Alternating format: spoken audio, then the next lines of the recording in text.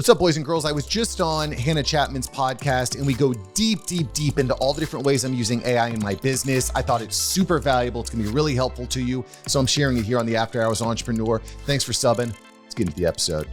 What are some of the things that you're using that are really helping make the process easier? What does it do for a brand to have a podcast? I started using AI in my business and in my workflows, and I saved so much time and so much money. In some cases, I saved up to 90% of my time. And I was like, this is crazy. Making sure that you have a right plan in place is important. Understanding like, well, why am I starting this in the first place? I think is a key to making sure that it's a success. Welcome, everyone, to this episode of the Expansive CEO podcast. I have got an awesome guest for you today. We're going to talk about podcasting and AI and all matters of marketing and how to really get your voice out there in some different ways. And so I'm today with Mark Savant, who's the founder of Mark Savant Media, which is a marketing and podcast production agency that really leverages the power of AI, especially to get the best results at the best price. So, Mark, thank you so much for coming onto the show. I'm so happy to have you here. And I would love to hear in your words what it is you do and why you do it. Why does it matter to you? So thank you. Hannah, thank you. As someone who's recorded over 600 podcast episodes myself personally, I really appreciate the opportunity to be on someone's show. It really is an honor. So thanks for having me. Yeah, my pleasure. And I find the same thing, right? I love to go on other people's podcasts too. I love when people interview me, right? It's fun. So now it's your turn to be in the spotlight. Tell us about you. Well, I appreciate it. I've been a lifelong employee, and about, 5 years ago, I was like, my job sucks. I'm not having fun. I see where the industry is going. I was running an insurance office, and more quotes were coming in online. More and more customer service was happening online. And quite frankly, I was tired of being yelled at because a claim was denied or the rate went up. I was like, this is not for me. And so I started trying all sorts of different businesses. And I really fell in love at a certain point when I launched my own podcast. It was about fatherhood called The Awesome Dad Show. You can still listen to it. It's still out there. But I really fell in love with podcasting, and eventually people started paying me to help them with their podcast. And so I built out a small team, was helping clients with podcasts. And then in late 2022, I lost a key team member. Key team member was lost. I was like, oh crap. And I did what most business owners did. And I started picking up the slack and doing the work while I waited for the right person to come along. I became overwhelmed immediately, and my wife was frustrated. I was frustrated. My kids were frustrated. Everyone was frustrated. There was a lot of frustration happening in the Savant household. So what happened there, Hannah, is I started using AI in my business and in my workflows, and I saved so much time and so much money. In some cases, I saved up to 90% of my time. And I was like, this is crazy. This is crazy. So I started using it, training my team. And then 3 months later, I quit my day job, went all in on the side hustle. And it's been just awesome ever since. So happy to be here to kind of talk about how marketing and AI and podcasting all play a role in this new world that we find ourselves in. Yeah, that is, well, first of all, being in the financial industry, I agree. I would never want to be on the insurance side. No, thank you. It's a tough business. I really enjoy my spot of I get to talk to clients and help them plan for things that are a little more fun than insurance, I think. So good to get out of that and into a new spot. And what I'm really interested to hear about is, this journey of podcasting. And for me, we talked a little bit when we first got on before we hit record that, for me, I started podcasting in 2022 because in 2021, I did a ton of writing. And I like to write. I actually, I would love to write my own book, right? That's in the ether, in the works, right? I would love that. And I do a lot of writing, but I was writing and blogging and writing articles and, long form writing on social media, doing a lot of that. And I was feeling called at kind of the beginning of 2022. I really wanted to just talk more. I wanted to speak. There was, something about actually using my voice that was really calling to me. And I know there are a lot of people that feel that way as well, right? There's this kind of this human need right? To communicate and to be able to talk and to tell our stories. And podcasting has given me a way to continue to get to know people and to deepen relationships.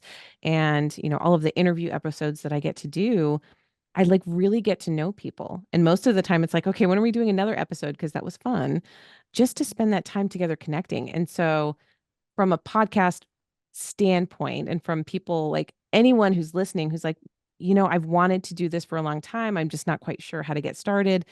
Tell us more about your journey there, about creating your first podcast and then helping others. And what does it do? What does it do for a brand to have a podcast?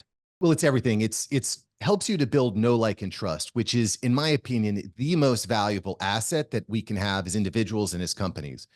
We're moving into this phase of humanity where it's going to be really difficult to know who's legit, who's real. You can't believe your lying eyes with deep fakes and AI generated images and video. It's going to get crazy. So having your own personal brand, I think, is incredibly powerful. It's going to build credibility. It's just like, if I'm going to go to a restaurant and I see one restaurant has 100 5-star reviews and another has 2 5-star reviews, where are you going to go? You're going to go to the place that has all the 5-star reviews.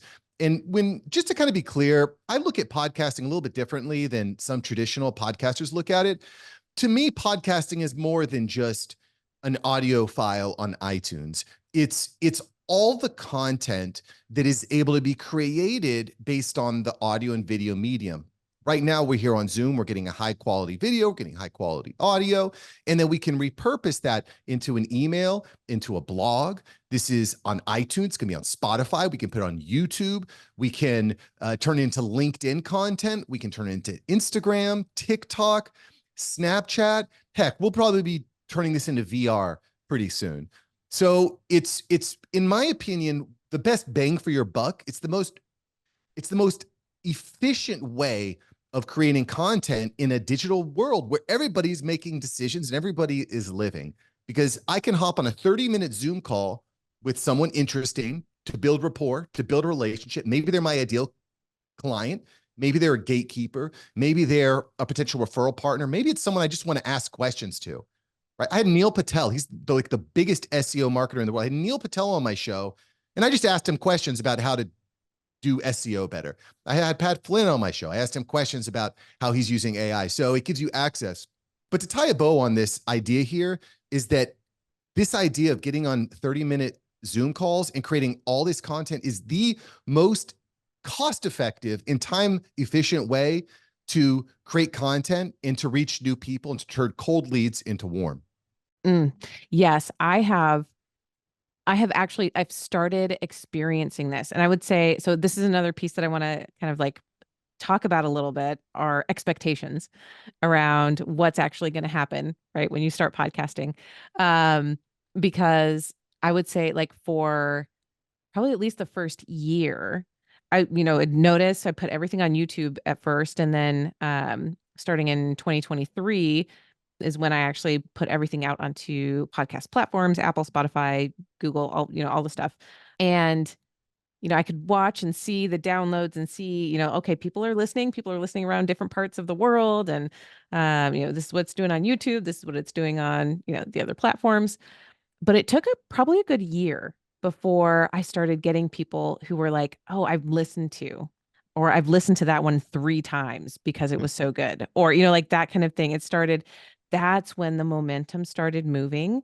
And by then I probably had around 25 episodes ish in, right? Like, it took time for that momentum to start building. And now we're closing in on 100. And we'll be at 100 pretty soon, which is super exciting, right? Yes. But yeah, it takes time, and it takes momentum, and it takes consistency in doing all these things. What do you notice and experience with people on the experience of getting started? Well, it's just like anything. I remember I was signing a client a couple of years ago into my agency where we do all this repurposing. We have all the marketing kind of tools. And we do the marketing strategy to make sure the show actually achieves your objective.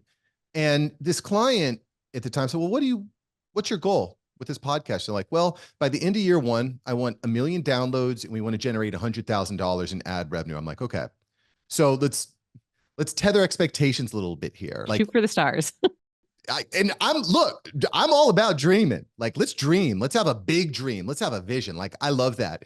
But I think where people sometimes get confused with podcast in this media production is they think that, I want to generate income from ads. And the majority of people that make money from like the amount of people that make a decent amount of income from running ads is very, very low. It's very, very low. A normal CPM is about $20 to $25 for every 1,000 downloads. Oh, is wow. about what you expect. So you need to have a lot of downloads to generate a reasonable CPM. But where I see like the long form, so I see the podcast as having two major values from day one. And so part of that is the short form content that is posted all over the web. Very easy to repurpose it and get it all over the web, because that creates attention. That turns someone who's never heard of you, a cold lead, into a warm lead. Okay. Mm-hmm. Now someone has heard of you, so you're warm. They'll go to check your profile on LinkedIn, and there's different ways we can retarget them and things like that. But the other advantage is sometimes people just aren't ready to buy, right? For example, if you're looking for financial services and we have a chat, well, maybe I'm not ready for the financial services and planning today. Maybe it's in a year. So by you continuously showing up in my feed day after day after day after day, who am I going to think about when it's time for me to purchase that high ticket product, that high ticket service? And by the way, Hannah, this happens all the time. Almost all the clients I have, I get this all the time. Mark, I've been following you for a year and a half. Now I'm ready. Yep. I'm like, okay, let's go. And then the second part of that is you've got the short form, then you have the long form, which again is really designed to build a know, like, and trust. If you're selling a product or service that is, we'll call it relatively expensive, people want to know who they're working with. And we want to do business with people that we like. We want to do business with people that we trust. And if I can listen to you talk for a half hour and get an idea of your ideas, your values, it goes a long way in developing that trust. If someone says, you know what, this is the type of person I want to work with. And I've seen that happen time and time again. I have had that literal experience. And I've been showing up on, especially on social media, especially in the financial advising space. People can't always show up uniquely. Most people who work at a big broker dealer, they're in a very tight compliance box. And so that's one of the reasons why I left and went independent, was so that I could have more creative freedom about how I express myself and in the different ways that I do that. So I've been showing up on LinkedIn and Facebook and Instagram and TikTok and all the places, YouTube, for several years now. And I do believe that the long form content on the podcast has actually really like taken a lot of that and then condensed it, right? That sense of people being able to hear. It's like when they hear your voice, it's like you're getting to know someone more intimately than just reading, reading their content or reading a blog or any of that. It really does, the know factor, I think, really starts to blossom in that space. Absolutely. Without fail, Hannah, this happens every time I go to a conference or an event, someone will walk up to me that I've never met before and they'll say, Are you Mark? Are you Mark Savant? I said, yeah, it's nice to meet you. Like, I listen to your podcast all the time. This is so great. This is so cool to actually meet you in person. It happens every time without fail. Again, just a testament to the value that I've personally seen. But I think again, before you start a project like this, it is going to take time. It is going to take resources. So making sure that you have a right plan in place is important. Understanding like, well, why am I starting this in the first place? I think is a key to making sure that it's a success. Mm. And so let's shift over a little bit to the AI portion of how you've been really leveraging that, in order to make this process much easier. Because I can attest to that as well, like finding AI software that splits things up, right? So take a beautiful video like this and then let's split it into clips. Like I don't have to do that. I don't have to spend, hours editing and like finding just the right thing, right? Like there's AI that does that for you now, in a bunch of different ways. So tell us from your perspective, yeah, like what are some of the things that you're using that are really, really helping make the process easier? And then, like you said, like that, we call that omni-channel marketing, right? Like putting it everywhere, taking the one thing and then splitting it up and putting it all over the place. How do we do that without it being overwhelming? Well, and again, the AI is what makes the difference. It makes what previously was impossible possible. And by the way, if y'all want to send me an email, mark@marksavantmedia.com, code word Hannah, code word Get a code Hannah, word. code Yes. word, get the code word. If you email me, mark@marksavantmedia.com, code word Hannah, I have an entire guide. It's 20 pages, all my standard operating procedures, all the AI programs I'm using. I even have discounts on a lot of the AI softwares that I might mention here. But they're just so powerful. So one of my favorite tools is a tool called Cast Magic, which you may have heard of. And what Cast Magic does is it turns video and audio into text. And it can do this in a lot of different ways. So it's fantastic for coming up with titles, writing descriptions, doing show notes, blogs, emails. It's a very powerful tool. There is some automation that you can implement as well with programs like Zapier, which is powerful. So Cast Magic, one of my favorite tools. I have a discount code. If y'all email me, I'll hook you up with a code so you can try it on the cheap. When it comes to creating clips, programs like Riverside, which is one of my favorite programs for recording, remote recording, it can actually create clips within the program. So it's very easy to make clips.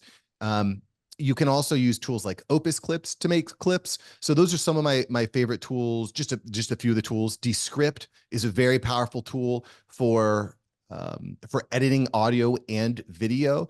There's a lot of cool tools there. The other thing I think that we need to kind of consider, Hannah, and this is something I'm very thoughtful about, is we're entering this day and age where it's so easy to create clips and create content for social media that I do think that we need to combine some human element with AI. So I really like to think of empowering my team with AI so that they can work quickly and efficiently. Because again, as business owners, we got a business to run. We've got everything to think about, from sales to customer service to finances, to taxes, insurance, legal. There's a million things. And so giving our team the right tools to execute, or hiring an agency to execute, is important, because I do think in order to stand out, there needs to be a little bit extra something rather than just taking the clip and posting it. There needs to be a little bit extra put on top of it so that it stands out in a noisy atmosphere. Oh, that's such a good point, because I notice that too, right? As soon as I see something that's like purely AI generated with no human touch at all, it is pretty much like a not interesting, right? Yeah. And so I love hearing you say that, because it's like validation too, for my process, that, I have an amazing executive assistant that does all of the podcast production for me. And that is how we use it. We use, okay, generate a clip, go through, find the ones that work, and then write a description, right? It's not just like copy paste of the transcript that's being said. It's, what are we talking about here? Why are we posting this? Like, what's what's the person reading? Why do you want to be on this clip? What are you going to get out of this? So that it's not just completely, out of thin air. And I think the human element, the human touch, is the thing. AI is wonderful. It does amazing things, and it still needs those guardrails in order for, it not to, or here's the way I'm going to put it. It's like the uncanny valley phenomenon, right? Like when things are purely AI, we're like, no, that doesn't seem right. Mm. But when we can, again, infuse that human touch, like, okay, I used AI to generate this thing, and here's why, or here's how, or here's what it means. I think that's going to be really, really important going forward into, like you said at the beginning, like deep fakes, all of that. We need to know that there's a human behind it.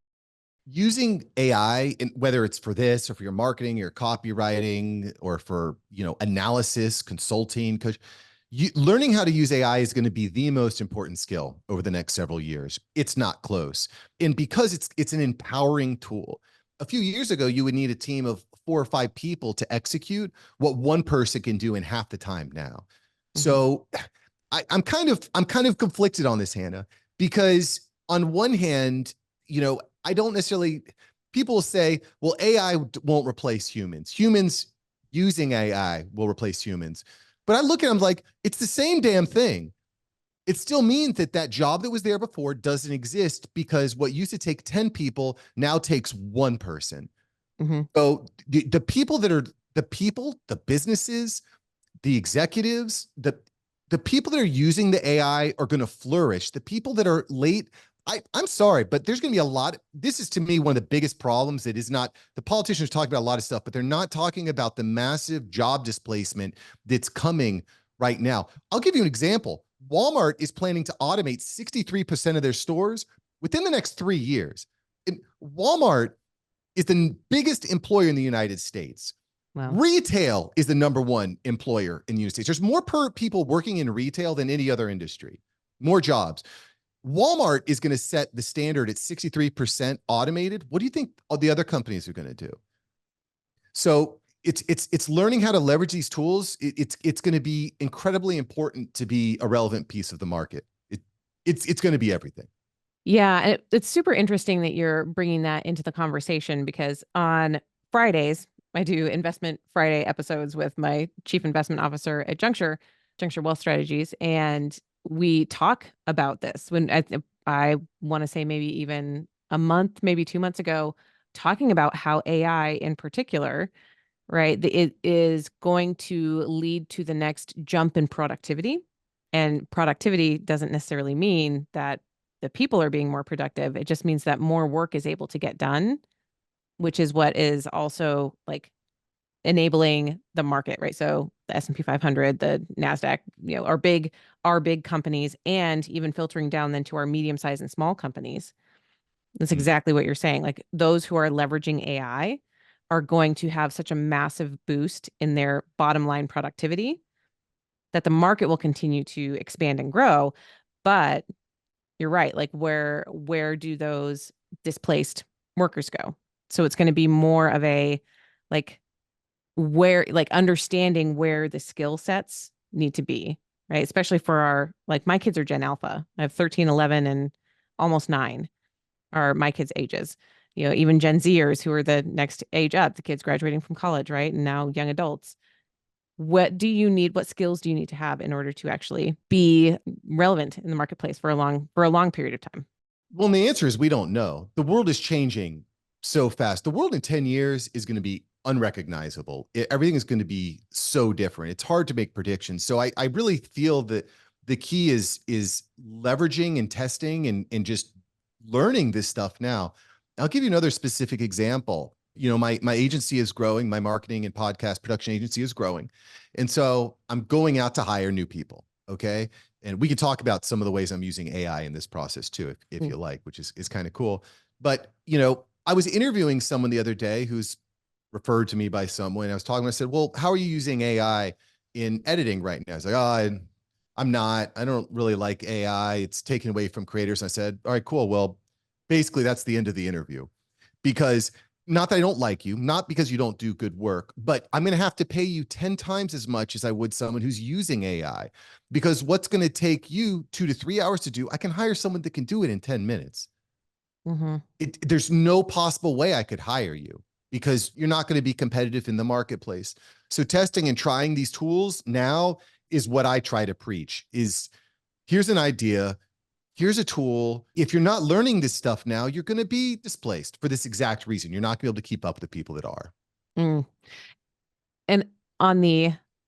probably on the same track, but on maybe the another aspect of it, one of the things that doesn't get replaced is human connection, right? And so these places, right, when you're building a podcast agency, you are still supporting humans who want to talk into a microphone for a while, right? And use that as part of their business, and to impart their wisdom, and to share, whatever it is that they've learned, or just to connect and enjoy spending time with other people and have business goals from that, right? But that human connection is still what AI is then supporting. It's not replacing in that way. Well, we'll see. We'll see. Bold prediction. Within 5 years, people will be applying to get married to AI bots. I'm very, very solidly believe that'll be the case. But, I think sometimes we confuse human connection. Like, social media has completely changed the way that humans connect. Yeah. And I don't know about you, Hannah, but the vast majority of people that I've connected with on social media is very, that's it. It's the beginning and the end. Not all. For some people, I have developed real relationships, but for 98%, it doesn't. It's like a digital face it's a digital avatar, digital face I see online. It's when I see them in person that really solidifies that relationship, or when I get onto a podcast with them that solidifies the relationship. That's where you can create a bigger bond rather than just in the DMs. But by leveraging, I think, AI, it's going to allow us to eliminate I hate to kind of say it this way. I just the way I feel. It's going to help me eliminate all the kind of like relationships that are just not even surface level. It's just like LinkedIn, for example. Every DM I get is someone trying to sell me something, right? Yeah. Like, why do I need to spend a lot of time engaging with people on LinkedIn if it's just people trying to sell things? This actually manifested in a funny way the other day. Actually, this morning, I'm using, and we could maybe talk about this, which is pretty cool. Me and my team are using an AI LinkedIn engagement strategy to engage with tons of accounts, drive traffic to our profile, and leverage the people that land on the profile, get them in the DMs, and try to close them on services, right? And someone had reached out to me because he knows, and we've been talking about the strategy that we're using. And someone left an AI response to the AI response that we had left on a post, which was probably created by AI, quite frankly. So we're entering into this weird space where all the AI is going to take all the surface level stuff away so we can actually focus on the stuff that really matters, like my kids, like my wife, like Hannah, who I'm chatting with here on a call. So it's just going to really change the dynamic of humanity in a lot of different ways, some for good, some for bad. But again, without exploring it, without putting on your explorer cap, getting into the boat and in navigating the seas, you risk being eaten by the barbarians or risk running out of food because you just don't have the tools. You're living in a different world. The world is changing so fast. We have to evolve with it. Yeah, that's what you're talking to. I've heard it referred to as the dead internet theory. Okay. Yeah. That literally, like AI is creating its own posts and then like AI bots are responding to it, right? And so it's just like AI having a conversation with itself, which is hilarious to me. And at the same time, I think this gets to what I was saying before. When there's a human element, when there's human touch, like you can tell when there's actually a human behind the response that you're getting. And when you talk about LinkedIn, it's been the same for me for quite a while, where just no authentic DMs unless it's someone that I literally like actually know.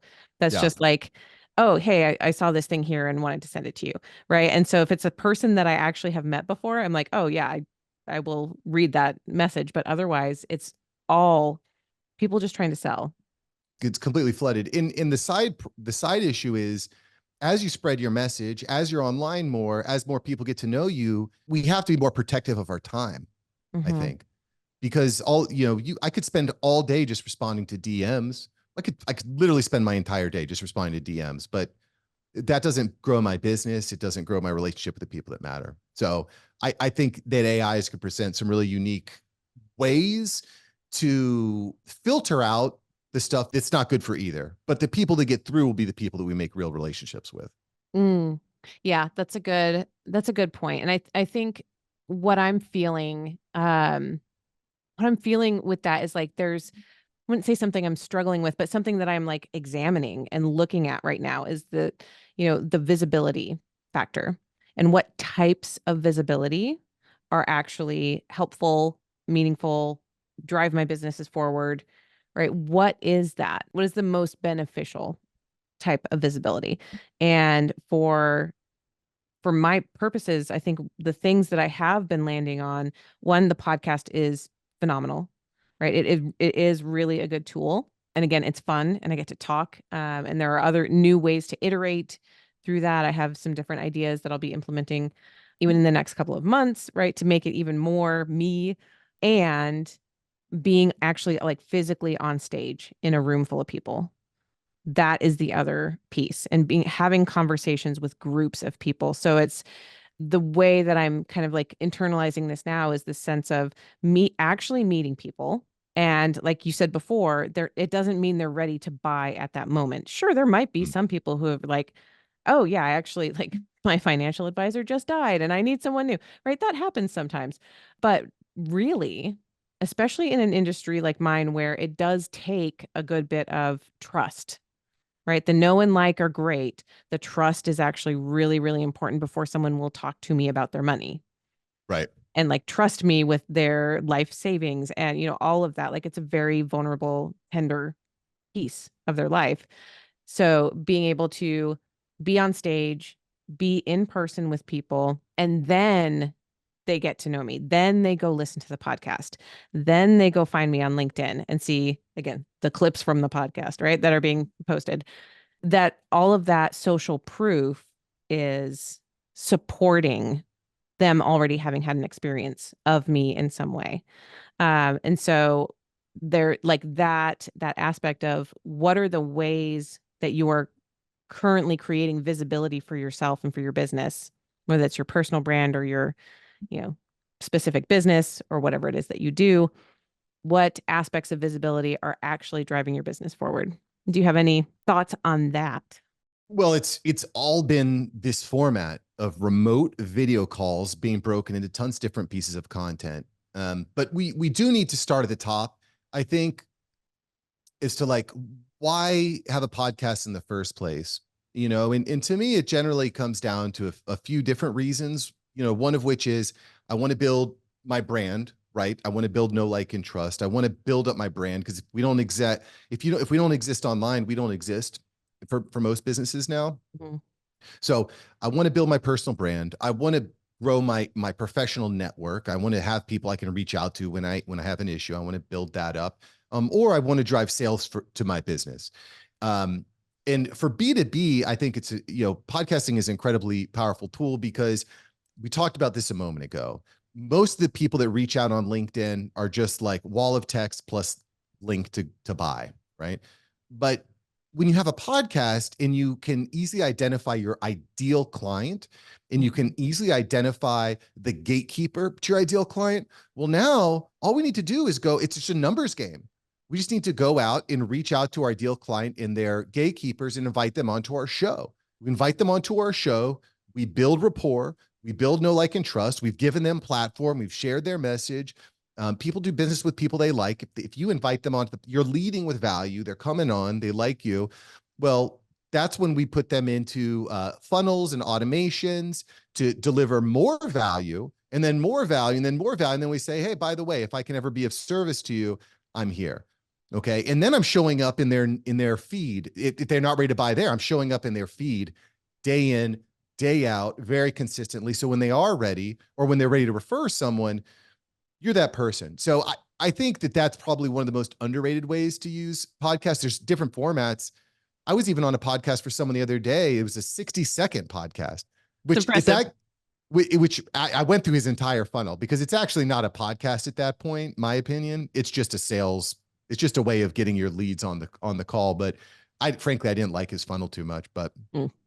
that's why I like to go through this. I like to see, well, what works? What's working now? How can we make it more efficient? How can we automate more of it? What's getting the result for clients? Like, there's so many different cool things we can do. But if you sell an expensive B2B service or even an expensive B2C service, identifying the gatekeeper, creating a show and a platform that will appeal to them is an incredibly powerful way of driving sales to your business. And it's, I don't know what to say. I've built my own empire off of this concept. So Yeah. yeah. The thing that was popping up as you were talking about that was and we've said this a couple of times, but talking about consistency, right? Like Yes. consistency being so, so important. And I mainly work with business owners and entrepreneurs, and being able to show up consistently on social media or, in your marketing, whatever that is, that can sometimes really lead to burnout. And then there are some people who like, it's just not in their nature to be able to, show up and take a video every single day or, like in that way. And so what else is coming up here is that like with podcasting in particular, and in this method of like take your podcast and then chop it up, I have noticed this too for my own business is that the consistency can be there without me having to be the driver of that every single freaking day. Right. People are seeing me consistently. My message is getting out there consistently. And I hear that. People, I see you all the time. I see you in my feed every day. And I don't have to show up and make a reel every single day. I don't have to do that. I did that for a long time, actually. Same. Um, and it was a good practice, right? And it's like great to build some muscle around it.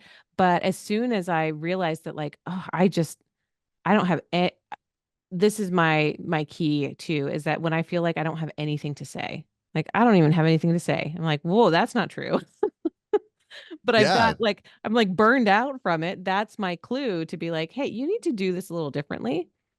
And this method of like having something longer form and then chopping it up and putting it out there, having the, again, I use some different planning software, basically, like, posting things out for a week at a time. People still get that consistency. I am being consistent.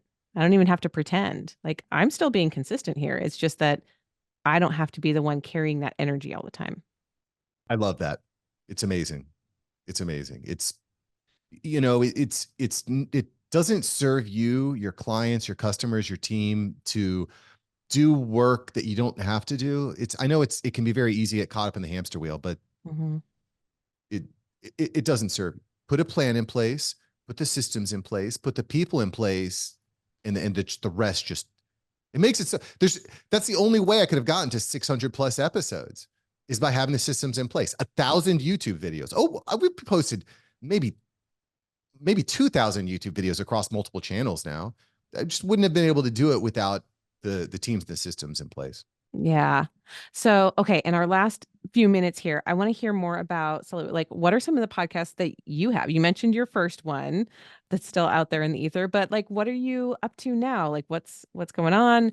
How can people get a hold of you if they've heard this whole conversation or like, that's exactly the support that I need? Yeah, tell us more. You find Mark Savant Media all over the web. My podcast is that I'm really focused on is the After Hours Entrepreneur. And we just hit, I think, 450 episodes of the show. I've interviewed just like I mentioned, killers like Neil Patel, and I've had Patrick Bet-David on. Jasmine Starr's been on the show. I just had Dana Malstaff on the show. I think that's will be live by the time this goes live. I don't know. We'll see. She's the boss mom. So, just, Marissa Romero, just like so many brilliant, brilliant minds. Um, that's been great. But one of the things that I found, Hannah, when it comes to my podcast is, I think it's good to try different things, try different mediums, try different formats. So my show has evolved a lot over the past 450 episodes, and I don't just do interviews now. One of the things I found that my audience really loves is short, like 10-minute lessons, like a quick story about something that happened to me, a lesson I learned, and then how others can apply it. And those have become very popular. One in particular that I do is every month I do an income report where I just review the month. I go through my finances for the month, income, expenses, net profit, payroll, all the different line items, all the gross. And people like really respond to that authenticity, which I think again is one of the biggest assets that we can have these days is the personal brand, the authenticity. Can people trust you? Because the reputation now is everything. We just live in a world where your reputation lives online. So anyway, After Hours Entrepreneur is where I just share my best lessons and how I'm using AI and how I'm generating more income. And it's going to be really fun in a few years to look back and say, okay, so this is where I was there. And now I've got a 7-figure business and this is how I'm going to get to 8 figures. It's just it's a really cool, I think both journal and transparent lesson for listeners. Oh my gosh, you are hitting on something that is so needed and so, yeah, refreshing, I think. Like I can absolutely see why people are responding to that so positively because we see so many people that, say, here's how you make the 7-figure business. And they forget to tell you that it cost them, $999,000 to create that 7 figures Right. rather than being truthful about like, hey, yeah, this is what it's like to build a business. Here's like the actual expenses. Here's the actual revenue. That is like refreshing is like the most like pinpointed word I can use for that. For someone to be like real about it and to share what it's really, really like. So I need to go listen, apparently, and hear about that. I think that's amazing, and inspirational. I think that's inspirational for other business leaders. If you want to be a thought leader, if you want to be an actual leader, if you want to help shift the narrative in any way, shape, or form, we have to go first. Totally agree. Lead by example. Yeah, it's been really good. And those episodes are not long either. I try to keep them to 10 minutes, and sometimes I try to go under. That's another quick thing I found about podcast is, when I would share podcasts with people, when they would open it up, they say, "Oh, this is like an hour long episode." They'd be kind of like, it's hard, I think, for people to invest an hour into a show. But when I would share some and say, "Hey, my income report is out there. You can see exactly how much money I'm making and what I'm doing," and it's 10 minutes, like 10 minutes, 5 minutes. These are numbers that new listeners can buy into. And as they start to listen to the 5 minutes and the 10 minutes, then all of a sudden the 30-minute episodes become more appealing. So I really like that kind of medium of trying different things and seeing what your audience responds to. Because people, again, I've been in this space for, over half a decade, tens of thousands of pieces of content, and people ask, they're always, people are always looking for like the secret sauce to growing a show. And just like within science, like we can have a hypothesis, but we're not going to know until we start testing and assessing, what are our download rates, what are our listen rates, which clips do well, what type of titles and hooks did well, how many people signed up for the newsletter, how many people clicked the newsletter, so looking at all the, having a hypothesis, having an idea, trying different things, testing different things, A/B testing, seeing what converts. That is a really important facet, I think, to having a successful digital marketing presence. Like Mike Tyson said, everyone has an idea, a plan until they get punched in the face. And, I don't know if that quote completely applies here, but I like that quote.